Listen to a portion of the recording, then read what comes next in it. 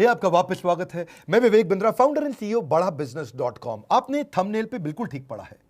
बेरोजगारी में देश को क्या सुझाव की आवश्यकता है, कोरोना के बाद क्या क्राइसिस है। दो रिपोर्ट से शुरू करूंगा, एक सीएमआई की रिपोर्ट और दूसरी सीआईआई की रिपोर्ट। अगर सीएमआई की रिपोर्ट देखें तो 20 अप्रैल तक 14 करोड़ लोगों की नौकरी जा चुकी है। बहुत दुख की बात है। पर अगर सीआईआई का डेटा देखें तो 30 करोड़ लोगों की नौकरी जाने वाली है। 15 मई तक 30 करोड़ लोगों की नौकरी जा चुकी होगी। हमारा देश जो कि बहुत बड़ा है, 137 करोड़ की पॉपुलेशन है। 137 करोड़ लोगों में से 16 साल से ज्यादा की उम्र वाले लोग 100 करोड़ से ज्यादा है। और उस 100 करोड़ में अगर 30 करोड़ लोगों की नौकरी गई और 30% देश अगर बेरोजगार हो गया तो देश की क्या हालत होगी आप समझ सकते हैं। जिस बेचारे की अच्छी नौकरी गई है, बड़ी नौकरी गई है, उसको पहले तो इनकम लॉस हो गया। इनकम लॉस का मतलब क्या है? इनकम वो नहीं होती जो आ रही है, इनकम उसकी सेविंग भी होती है और साथ में उसकी डैमेज टू क्रेडिट रेटिंग, यानी कि अब बेचारे को लोन भी नहीं मिलेगा कहीं से क्योंकि क्रेडिट रेटिंग खत्म हो जाती है। अगर उसका बेचारे के पास कोई बेनिफिट था, ध्यान से समझिए, उसको कोई रिटायरमेंट का बेनिफिट था, ईएसआई का बेनिफिट था, पीएफ का बेनिफिट था, वो खत्म हो गया। एक गरीब आदमी अस्पताल में जाके ईएसआई पीएफ के कारण फ्री में इलाज करा सकता था, वो भी नहीं कर सकता। इंश्योरेंस का बेनिफिट खत्म हो गया। और अगर कोई बड़ी कंपनी में काम करता था तो बेचारे को जिम का, ट्यूशन रिम्बर्समेंट का, दूसरे रिम्बर्समेंट का बेनिफिट तो गया ही गया। सबसे बड़ी बात क्या है? उसको लॉस ऑफ करियर होगा। जो व्हाइट कॉलर जॉब होती है, पढ़े लिखे लोगों की जॉब होती है, अगर उनके रेज्यूमे के अंदर जो सीवी होता है उसमें अगर गैप आ जाए तो बेचारे को अगली जॉब में कन्विंस करने में बहुत दिक्कत आती है। हम भी महसूस करते हैं। कोई 2 साल घर पे खाली बैठा है और रेज्यूमे में दिखाता है मैं 2 साल से खाली बैठा हूं, तो लोग एक्सप्लॉइट करते हैं उसको। अगली जॉब बेचारे को कम तनख्वाह पे ज्वाइन करनी पड़ती है उसको, या फिर इंडस्ट्री पूरी तरह चेंज करनी पड़ जाती है। भाई पैसा चाहिए, कहीं भी नौकरी दे दो मुझको। अब उसके जो गैप है रेज्यूमे के कारण पूरा करियर मोमेंटम बर्बाद कर देता है। सबसे बड़ी बात क्या है? उसका फिजिकल और इमोशनल हेल्थ खत्म हो जाता है। आपको समझना पड़ेगा वो होपलेसनेस, वो जो डिप्रेशन, वो जो वरी, एंग्जाइटी और फैमिली रिलेशनशिप का जो असर है बहुत बड़ा है। कितने डिप्रेशन के केस आएंगे उसका कोई अंदाजा नहीं है। अपने दोस्त में अमेरिका से मैं बात कर रहा था, बोले कई लोग अंदर से टूटेंगे जो अभी दिखेगा थोड़े दिनों बाद। इस समय तो केवल कोरोना कोविड हो रहा है। जब ये टूटे हुए लोग बाहर निकलेंगे क्या हाल होगा? ब्रोकन फैमिलीज सबसे ज्यादा इस समय दिखेंगी। One of the top most reason क्यों डिवोर्स हो रहे हैं, बेरोजगारी डिवोर्स के टॉप मोस्ट रीजंस को कंट्रीब्यूट करता है। और जब डिवोर्स हो जाता है तो जुवेनाइल डिलिंक्वेंसी, यानी कि छोटे बच्चे आपराधिक वारदात में घुसते हैं। जुवेनाइल डिलिंक्वेंसी का मतलब है 14 साल से कम उम्र का बच्चा भी कोई ना कोई चाकू, छुरी, गलत काम, चोरी चक्कारी में पड़ना शुरू हो जाता है। इसका कारण क्या है? कारण बाद में, असर क्या है? परपर्टेड इंक्रीज इन क्राइम। अब अगर इतनी भारी मात्रा में लोग जब बेरोजगार होंगे, बेरोजगार को इज्जत से नहीं देखा जाता है। उसकी आस पड़ोस के लोग उसके बारे में क्या क्या बोलते हैं, अनएक्सेप्टेबल हो जाता है वो। ऐसा जैसे छुआछूत जैसा हो गया बेचारे के साथ। सोशली लोग उसको पसंद नहीं करते और सिग्निफिकेंटली ज्यादा राइज देगा ये क्रिमिनल्स बढ़ने में। क्योंकि जब इस तरह से बेरोजगारी होगी तो पैसा चाहिए, खाना चाहिए, पहले रोटी, फिर कपड़ा, फिर मकान, किधर से लेकर के आएगा वो? इस सारी समस्या के चलते जानते हैं क्या है उसका असर क्या आता है? वो सरप्राइज हो जाता है, बहुत हेल्पलेस होता है, एक शॉक में आ जाता है और अनवेल जैसे सिम्टम आने लग जाते हैं। बिना बात के उसको लगता है कि मैं बीमार हो गया हूं। इतना टायर्ड और एग्जॉस्टेड फील करता है ऐसा आदमी। मैं जब लोगों से बात कर रहा हूं, इमोशनली इतना स्ट्रेन फील कर रहे हैं, दूसरों पे विश्वास करना बंद कर देते हैं, गुस्सा, लॉस ऑफ इंटरेस्ट, मतलब हर चीज में स्ट्रेस। घर में तो कलेश बढ़ते ही है और साथ में इतना इरिटेटेड आदमी काम करेगा तो कैसे करेगा? आपको सबसे पहला काम क्या है? अपना फिजिकल हेल्थ का टेक केयर करना भी इमोशनल हेल्थ का टेक केयर करना जैसा होता है। अगर आप फिजिकल टेक केयर करेंगे उससे भी काफी इमोशनल टेक केयर होगा। इस समय तो एक्सरसाइज सबसे पहले शुरू कर दीजिए, कुछ ना कुछ फिजिकल एक्टिविटी शुरू करिए, खाली मत बैठिए, ये बहुत इंपॉर्टेंट है। अपनी ईटिंग हैबिट्स को कंट्रोल करिए। अब पहले अपन चलते हैं कि जिस बेचारे की नौकरी अभी है उसको क्या करना है। नंबर 1 क्या है? जिसकी नौकरी चल रही है, 2 हिस्सों में लेते हैं इसको, जिसकी नौकरी चल रही है या जिसकी चली गई है। अगर आपकी नौकरी चल रही है, पहली चीज वर्क फ्रॉम होम को सीरियसली ले लो भाई लोग।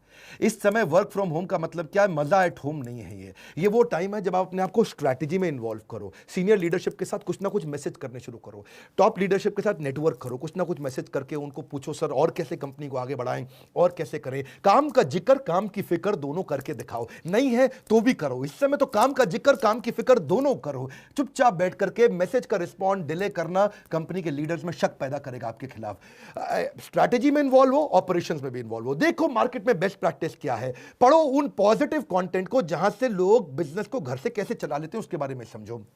अगर ऑफिस चालू हो गया है, अपनी स्किलिंग बिल्ड करो, ऑनलाइन कोर्सेज फटाफट से करो, अभी जॉब है निकल ना जाए हाथ से। नेटवर्क नेटवर्क नेटवर्क, हर नए नए रिश्ते बनाओ अपने जगह जगह पे। किसी तरीके से इस जॉब को कामयाब बनाने की कोशिश करो। मेहनत करने का समय है, हर समय टाइम पे जरूर जाना। इस समय टाइम पे ना आना बहुत खतरनाक हो सकता है। मेरी बात समझिए, हॉरिजॉन्टल कोलेशन भी आपको मदद करेगा। क्या होता है हॉरिजॉन्टल कोलेशन? लोग क्या करते हैं गलती, ऊपर और नीचे यानी कि सीनियर और जूनियर से तो रिश्ता रखते हैं। सीनियर को रिपोर्ट करना, ये मेरा माई बाप है, और जूनियर से काम कराना, इसकी तो मैं ऐसी तैसी करूंगा। यहां दो जगह तो वो रिश्ता रखते हैं, लेकिन आजू बाजू वाले पे ध्यान नहीं रखते हैं। मैं बताऊं, आपको नौकरी से निकलवाने में ज्यादा काम सीनियर का नहीं होता, आपके आजू बाजू वाले का होता है। वही आपके बारे में रिपोर्ट करता है, सर घर में खाली बैठ के तनख्वाह ले रहा है, ये सारा काम तो मैं कर रहा हूं, क्योंकि उसको अपने नंबर बनाने हैं। इसलिए आजू बाजू में रिश्ते बनाए रखो, फ्लेक्सिबल रहो। नया काम भी आ जाए तो ये मत बोलना इस समय मेरा काम नहीं है, ये मेरा काम नहीं है। जिम्मेदारी की शक्ति को समझना पड़ेगा। हनुमान जी ने नहीं बोला था मैं जाकर के पर्वत से नहीं लेकर के आऊंगा संजीवनी बूटी लक्ष्मण जी के लिए, क्योंकि मेरा काम तो श्रीलंका के ऑपरेशन कोलंबो में रावण को निपटाने का था। उन्होंने नहीं बोला कि भगवान जब आपने ज्वाइनिंग कराई तो आपने मुझको थोड़ी कहा था ट्रैवल भी करो, तुम कोलंबो से काठमांडू जाओ, वहां से जाके संजीवनी बूटी लेकर के आओ। हनुमान जी को जो काम दिया गया वो करा। इस समय हनुमान बनने का समय। फ्लेक्सिबल रहो, कंप्लेन बिल्कुल नहीं करो, हर समय मदद के लिए तैयार रहो और जितना हो सके पॉजिटिव रहो। ये तो बातें थी जिनकी बेचारों की नौकरी अभी चल रही है, लेकिन जिसकी चली गई उसको सबसे पहला काम क्या करना है बता रहा हूं। बिल्कुल मत घबराना, जबरदस्त सुझाव दूंगा आपको। नंबर 1, पहला, थोड़ा फ्यूचर फोकस्ड हो जाओ। फ्यूचर फोकस्ड का मतलब थोड़ी अपनी प्लान कर लो अपने कैश को। आज तक सेविंग अकाउंट में, एफडी में सब मिला के, गोल्ड सोना गहना मिलाकर के कितना पैसा आपके पास पड़ा है, और कौन से दोस्त और कौन से परिवार के लोग हैं वो कितनी मदद आपको कर पाएंगे, और उससे कैलकुलेट कर लो कितने महीने आप घर को आराम से चला लोगे। इससे आपको रोड मैप मिल जाएगा कि इतने दिन के अंदर नौकरी चाहिए ही चाहिए। अगर आपके पास 4 महीने का पैसा पड़ा है, बिल्कुल मत घबराना, बहुत है, 4 महीने के अंदर अंदर आप दोबारा जंप मार लेंगे। क्यों घबराते हो? कंफ्यूज नहीं होना। दूसरा, इतना पर्सनल मत ले लो उस नौकरी को जाने को।